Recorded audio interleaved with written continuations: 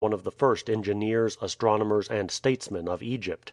He had been one of the fiercest in the opposition raised to the innovations proposed by Ameres, and had at the time exerted himself to the utmost to excite such a feeling against him as would render it necessary for him to resign his position in the temple. His disappointment had been intense when, owing in no slight degree to the influence of the king himself, who regarded Ameres with too much trust and affection to allow himself to be shaken in his confidence even by what he held to be the erroneous views of the high priest of Osiris, his intrigue came to nothing, but he had ever since kept an unceasing watch upon the conduct of his colleague, without, however, being able to find the slightest pretense for a complaint against him. For Ameres was no visionary, and having failed in obtaining a favorable decision as to the views he entertained, he had not striven against the tide, knowing that by doing so he would only involve himself and his family in ruin and disgrace without forwarding in the smallest degree the opinions he held. He was thus as exact as ever in his ministration in the temple, differing only from the other performers of the sacred rites inasmuch as while they offered their sacrifices to Osiris himself, he in his heart dedicated his offerings to the great god of whom Osiris was but a feeble type or image.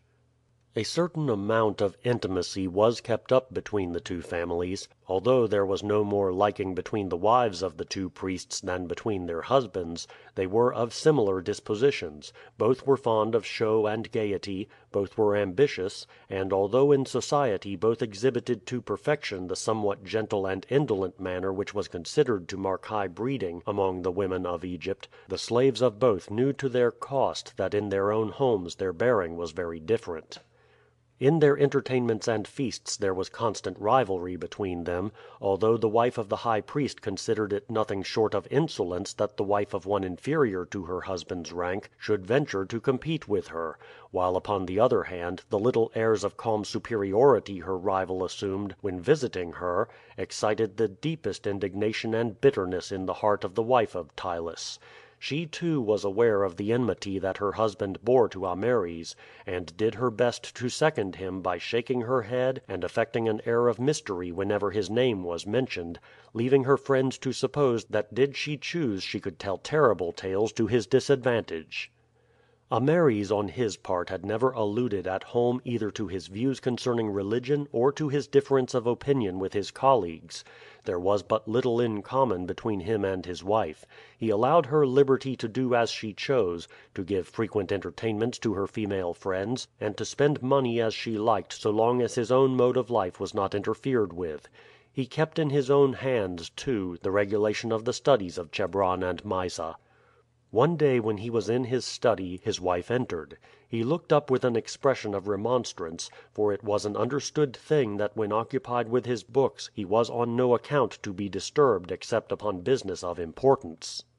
"You must not mind my disturbing you for once, Ameres, but an important thing has happened. Nicotis, the wife of Ptylus, has been here this afternoon, and what do you think she was the bearer of? A proposal from her husband and herself that their son Plexo should marry our Mysa." Ameres uttered an exclamation of surprise and anger. "She is a child at present. The thing is ridiculous." "Not so much a child, Ameres, after all. She is nearer 15 than 14, and betrothal often takes place a year earlier. I have been thinking for some time of talking the matter over with you, for it is fully time that we thought of her future." Ameres was silent. What his wife said was perfectly true, and Mysa had reached the age at which the Egyptian maidens were generally betrothed. It came upon him, however, as an unpleasant surprise. He had regarded Mysa as still a child, and his affections were centered in her and Chebron. For his eldest son, who resembled his mother in spirit, he had but little affection or sympathy. "Very well," he said at last in a tone of irritation very unusual to him. "If Mysa has reached the age when we must begin to think whom she is to marry, we will think of it, but there is no occasion whatever for haste. As to Plexo, I have marked him often when he has been here with Chebron, and I do not like his disposition. He is arrogant and overbearing, and at the same time shallow and foolish. Such is not the kind of youth to whom I shall give Mysa." The answer did not quite satisfy his wife. She agreed with him in objecting to the proposed alliance, but on entirely different grounds. She had looked forward to Mysa making a brilliant match, which would add to her own consequence and standing. On ceremonial occasions, as the wife of the high priest, and herself a priestess of Osiris, she was present at all the court banquets; but the abstemious tastes and habits of Ameres prevented her from taking the part she desired in other festivities, and she considered that were Mysa to marry some great general, or perhaps even one of the princes of the blood, she would then be able to take that position in society to which she aspired, and considered, indeed, that she ought to fill as the wife of Ameres, high priest of Osiris, and one of the most trusted counselors of the king. Such result would certainly not flow from Mysa's marriage to the son of one of less rank in the temple than her husband, and far inferior in public estimation. Being content, however, that her husband objected to the match on other grounds, she abstained from pressing her own view of the subject, being perfectly aware that it was one with which Ameres would by no means sympathize. She therefore only said: "I am glad that you object to the match, Ameres, and am quite in accord with you in your opinion of the son of Ptylus. But what reason shall I give Nicotis for declining the connection?" "The true one, of course," Ameres said in surprise. "What other reason could there be? In respect to position no objection could arise, nor upon that of wealth. He is an only son, and although Ptylus may not have so large an income as myself, for I have had much state employment, he can certainly afford to place his son in at least as good a position as we can expect for Mysa. Were we to decline the proposal without giving a reason, Ptylus would have good ground for offense. I do not suppose, Amense, he will be pleased at fault being found with his son, but that we cannot help.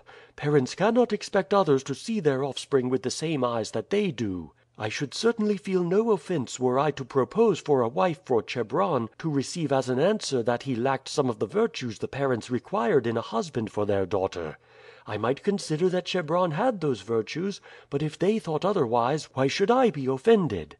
"It is not everyone who sees matters as you do, Ameres, and no one likes having his children slighted. Still, if it is your wish that I should tell Nicotis that you have a personal objection to her son, of course I will do so." "Do not put it in that light, Amense. It is not that I have a personal objection to him. I certainly do not like him, but that fact has nothing to do with my decision. I might like him very much, and yet consider that he would not make Mysa a good husband; or on the other hand I might dislike him personally, and yet feel that I could safely intrust Mysa's happiness to him. You will say then to Nicotis that from what I have seen of Plexo, and from what I have learned of his character, it does not appear to me that a union between him and Mysa would be likely to conduce to her happiness, and that therefore I decline altogether to enter into negotiations for the bringing about of such a marriage."